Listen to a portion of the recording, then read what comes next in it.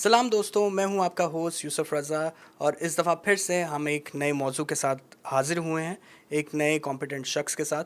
तो थोड़ा सा आगे बढ़ने से पहले मैं आपको रिमाइंड करवाता चलूं कि नीचे दिया गया कोड है, उस पर जाएं। नीचे एक लिंक दिया गया है, एक कोड जो है उसको मिलाना पड़ेगा एंड देन आप भी हमारे इस पॉडकास्ट का हिस्सा बन सकते हैं। तो कुछ दिन पहले ज़रा मैं सोच रहा था कि एक शख्स जो है वो किस तरह से अपने आप को आइडेंटिफाई कर सकता है, अपनी सारी कमियों को, उन चीज़ों को जिसमें उसको इम्प्रूवमेंट की ज़रूरत है।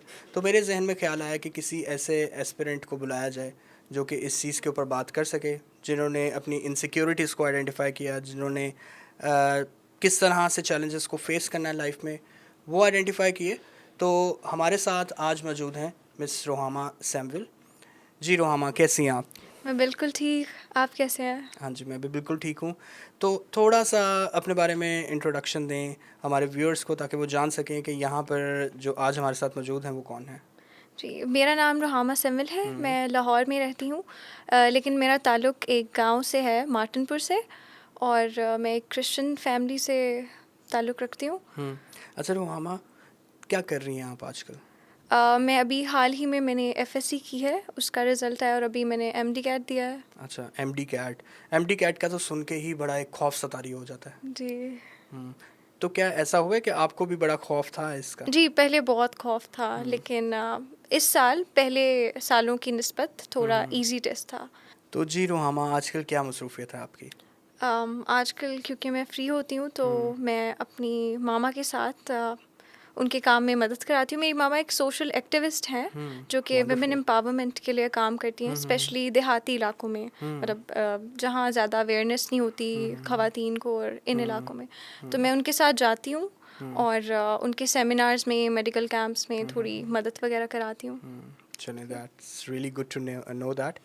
अच्छा, और रोहामा थोड़ा सा बताएं कि क्या आपकी एक्टिविटीज़ होती हैं आजकल, क्योंकि जैसा आपने बताया कि आपने एमडी कैट दिया हुआ है, तो जी। रिज़ल्ट अभी आ गया हुआ है या अभी आना है? नहीं, रिज़ल्ट अभी आना है। रिज़ल्ट आना है। आई गेस कल, या अच्छा, मतलब कल ऐसे आ रहा आएगा। है। जी। सीरियसली, और आप हमारे साथ बैठी हैं।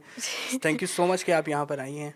वेलकम। और डेफिनेटली आपसे बातचीत होगी और बहुत से चीज़ें जो हैं उस पर हम डिस्कशन करेंगे, जिससे हमारी यूथ जो है वो बहुत कुछ सीख सकेगी। अच्छा, मैंने ये भी सुना है कि आप जो हैं हमारे जो यंगस्टर्स होते हैं, यूथ होती है, उनको काफ़ी आप मोटिवेट कर रही होती हैं, एक करियर की साइड पे जो है वो गाइडेंस दे रही होती हैं। जी, मैं करती हूँ।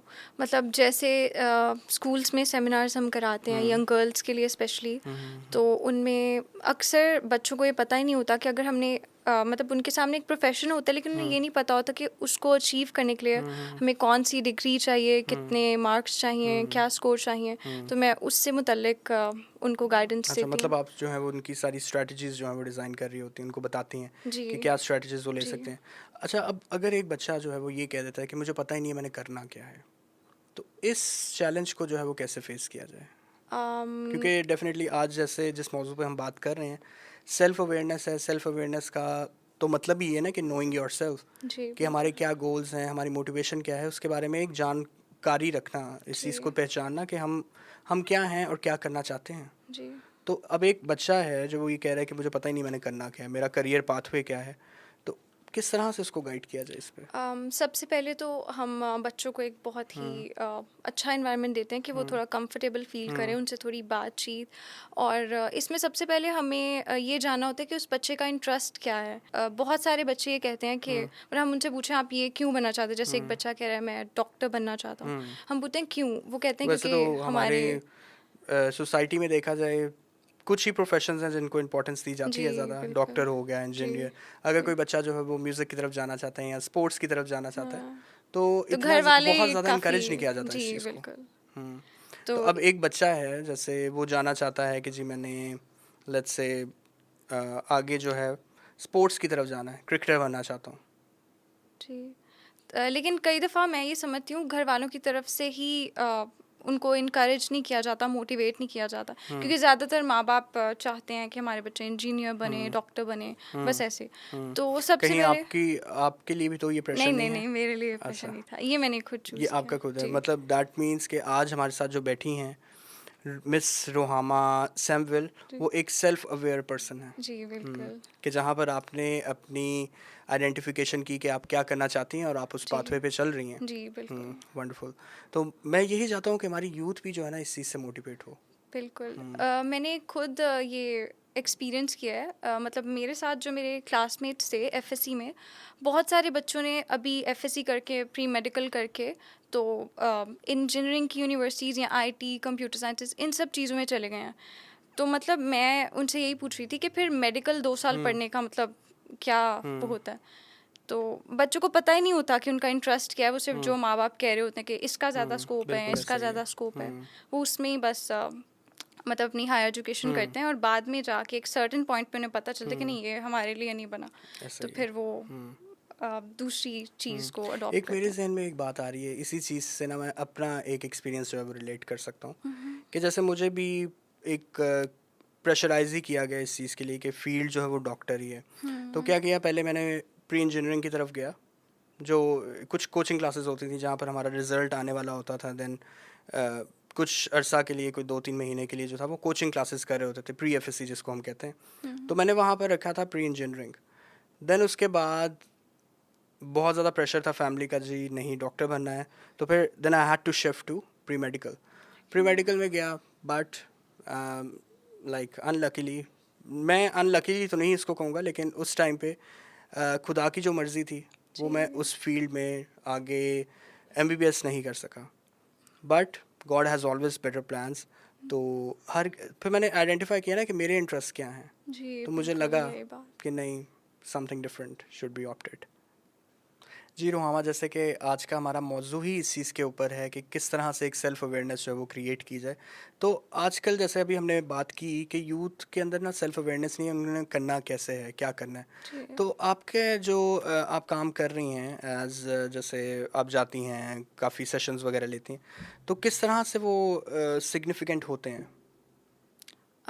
असल में हम जो काम करते हैं वो ज़्यादा, मैंने जैसे पहले बताया कि देहाती इलाकों में, तो वहाँ तो बहुत ही ज़्यादा कम अवेयरनेस है। मतलब सिटीज़ में जैसे हम लाहौर में हैं, तो फिर भी हमें स्कूल्स में बताया जाता है, कॉलेजेस में थोड़ा बताया जाता है, लेकिन जिस तरह ये गांव या कुछ ऐसे इलाके होते हैं उधर वहाँ पे तो बिल्कुल भी there is lack of awareness नहीं होती। अवेयरनेस। बिल्कुल एग्जैक्टली। भी, मतलब ना ही एजुकेशनली और ना ही किसी और तरीके से अवेयरनेस होती है।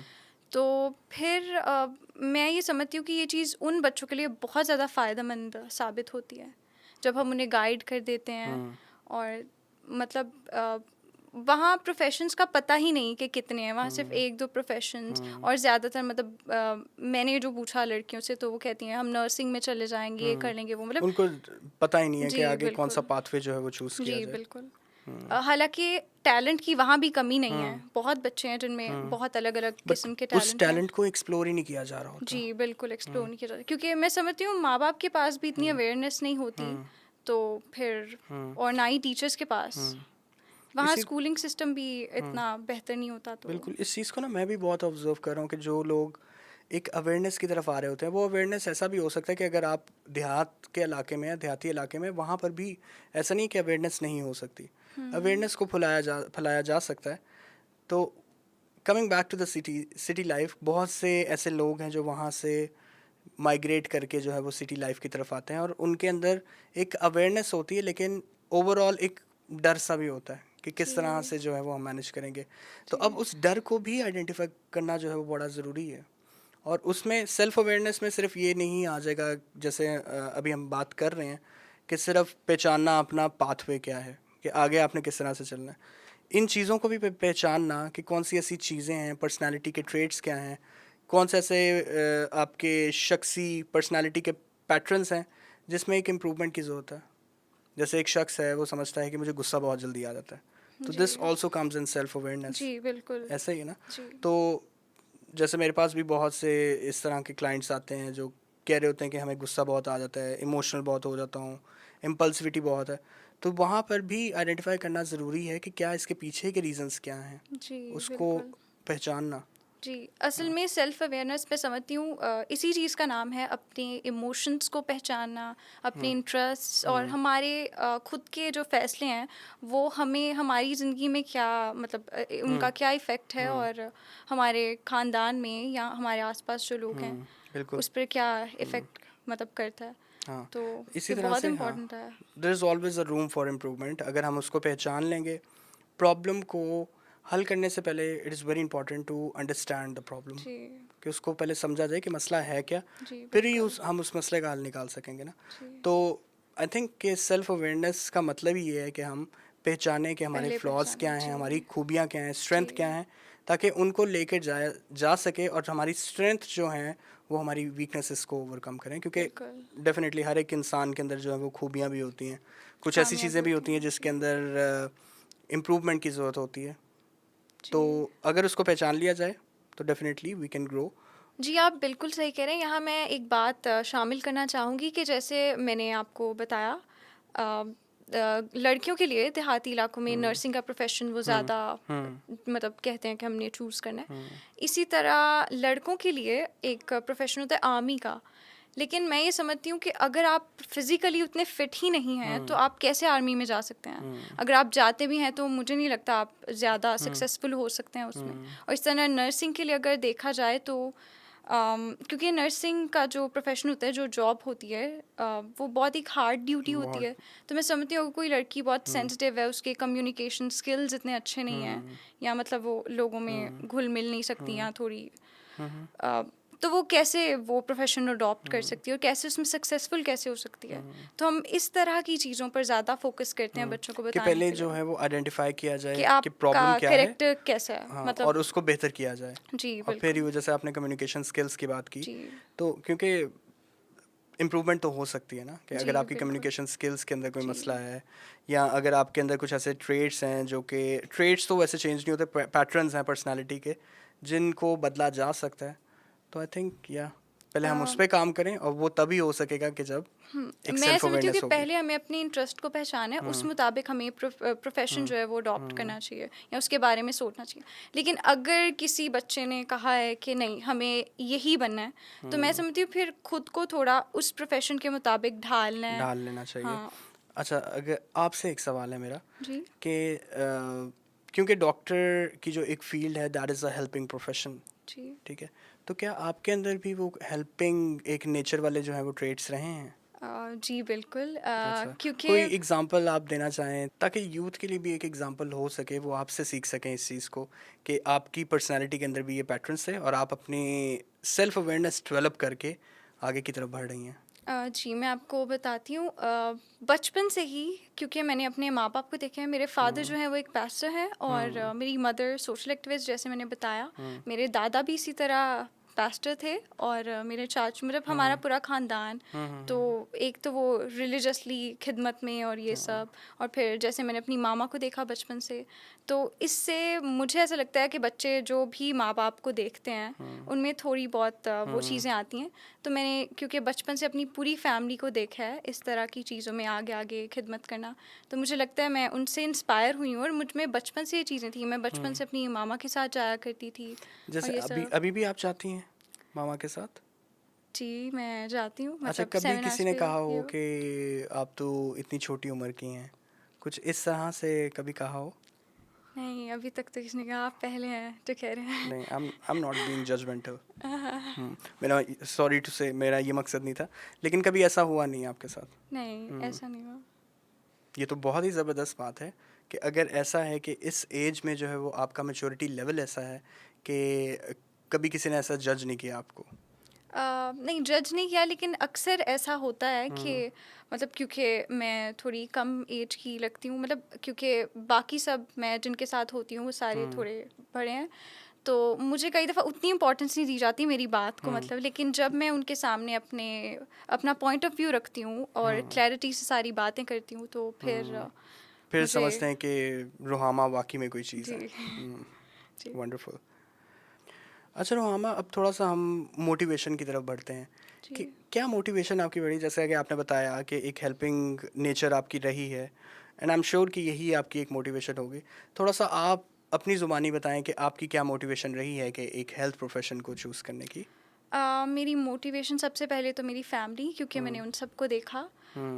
आई होप कि कोई प्रेशर नहीं होगा। नहीं नहीं, कोई प्रेशर नहीं ओके। था, क्योंकि मैंने अपनी फैमिली को बचपन से देखा कि वो सब मतलब खुदा की खिदमत करते हैं। मतलब अलग अलग प्रोफेशंस में होते हुए भी मैं ये समझती हूँ कि सिर्फ जो पादरी होते हैं वो ही नहीं कर सकते खुदा की खिदमत। हर प्रोफेशन में आप किसी ना किसी तरीके से खुदा के नाम को जलाल दे सकते हो, खुदा के लोगों की खिदमत कर सकते हो।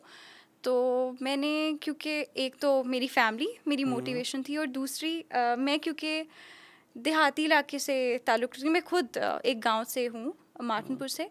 तो क्योंकि वहाँ पे कोई एज सच हेल्थ सेक्टर या कोई हॉस्पिटल वगैरह नहीं है, तो इसलिए मुझे लगता है कि मुझे डॉक्टर बनना चाहिए ताकि मैं बड़े होके कुछ कर सकूँ अपने गांव के लिए। मेरी ये मोटिवेशन है। मतलब गांव से हमें जाना पड़ता है, पास ही में एक शहर है ननकाना साहिब, लेकिन वहाँ भी कोई इतनी सहूलियात मुयस्सर नहीं होती लोगों को लाहौर आना पड़ता है। और मतलब तब तक कंडीशंस और बदतर हो जाती हैं लोगों की, तो इसलिए मैं सोचती हूँ ये मोटिवेशन है मेरी। चलें, very good, I am really impressed. और मैं ये समझता हूँ कि आप खुद में ही एक सक्सेस स्टोरी हैं अपने पूरे गांव के लिए। वो डेफिनेटली आपसे इंस्पायर होते होंगे, बहुत से यंगस्टर्स जो आपको देख रहे होंगे इस टाइम पे, वो आई एम श्योर कि वो बहुत ज़्यादा इंस्पायर होंगे आपसे। एक चीज़ मैं यहाँ पर ना कोट करना चाहूँगा कि ह्यूमनिस्टिक अप्रोच के अंदर ना Carl Rogers and Abraham Maslow, उनका ये बड़ा फोकस रहा है कि every person has a potential to grow. और वो तभी पॉसिबल है कि जहाँ पर हम एक सेल्फ अवेयरनेस क्रिएट करेंगे कि मेरे अंदर पोटेंशियल है क्या। तो उसको जब हम आइडेंटिफाई कर लेंगे तो डेफिनेटली हम अपने गोल तक, जो भी हमारी डेस्टिनेशन है, उस तक पहुंच सकते हैं। रोहामा, कुछ आप बताना चाहें हमारे यूथ को कि कोई ऐसी एग्जांपल, कोई ऐसा किस्सा जो उनके लिए बड़ा एक मोटिवेशन का बायस बने? जी, मैं आपको एक वाक़या बताती हूँ कि हम एक गांव में सेमिनार कर रहे थे, और उसमें हमें एक बच्ची ने प्रॉब्लम शेयर किया कि वो, मतलब उसके माँ बाप कुछ और कह रहे थे लेकिन वो कुछ और बनना चाहती थी।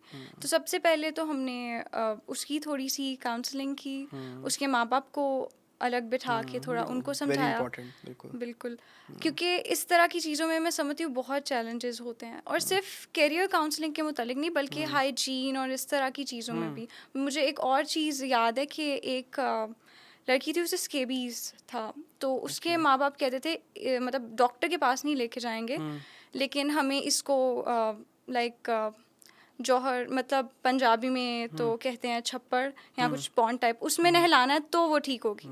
मतलब और उसके माँ बाप को मनाने में हमें बहुत घंटे लग गए थे कि नहीं, हमें इसका ट्रीटमेंट कराना चाहिए। मतलब हमारा मेडिकल कैंप भी साथ ही था, लेकिन हमें वहाँ ही उनको मनाते इतनी देर हो गई कि मतलब आप प्लीज़ इसे चेक कराएं, क्योंकि लोगों में अवेयरनेस नहीं।